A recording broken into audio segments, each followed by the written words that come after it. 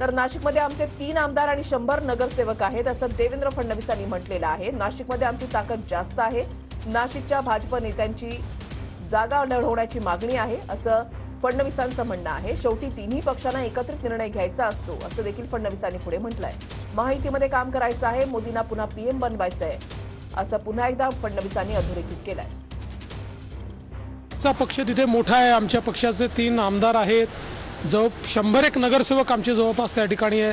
बूथपर्यंतची रचना आहे, त्यामुळे त्यांनाही असं वाटतं की आपल्याला लढायला मिळालं पाहिजे। असं वाटणं काही वाईट नाही आहे, ते स्वाभाविकच आहे। शेवटी निर्णय मात्र तिन्ही पक्षांना मिळून एकत्रित करावा लागतो आणि जेव्हा आपली युती असते त्यावेळी कधी पदरी पडतं कधी पडत नाही। म्हणून मी देखील त्यांना सांगितलं की तुमचं म्हणणं निश्चितपणे आम्ही गांभीर्याने घेऊ, ते ऐकून घेऊ, पण शेवटी जो काही निर्णय महायुतीमध्ये होईल त्यानुसार आपल्याला सगळ्यांना काम करायचं आहे। कारण शेवटी अल्टिमेट सगळ्यांचा एम एकच आहे, तो म्हणजे मोदीजींना देशाचं तिसऱ्यांदा प्रधानमंत्री पाहणं। तर नाशिकच्या जागेबाबत नेमका काय निर्णय होतो हे पाहणं महत्त्वाचं